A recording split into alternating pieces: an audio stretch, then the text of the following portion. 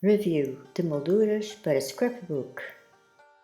Esta embalagem da Flying Tiger contém 4 molduras para scrapbook, o álbum de recortes com autocolante. São específicas para trabalhos manuais, vem com certificação FSC e é muito fácil de abrir. São 2 molduras quadradas e 2 retangulares.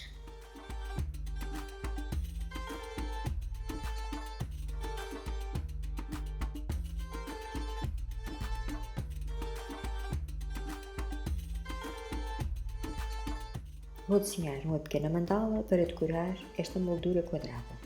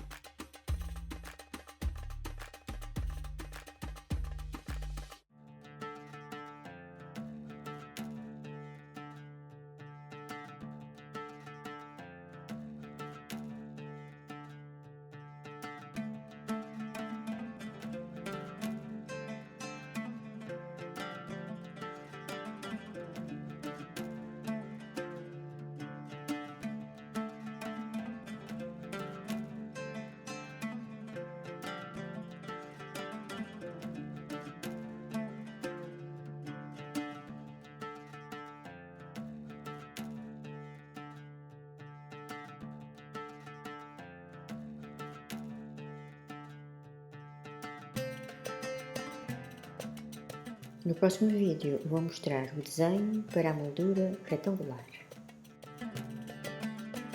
Obrigada por assistir o vídeo, deixa o teu like, o teu comentário e subscreve o canal.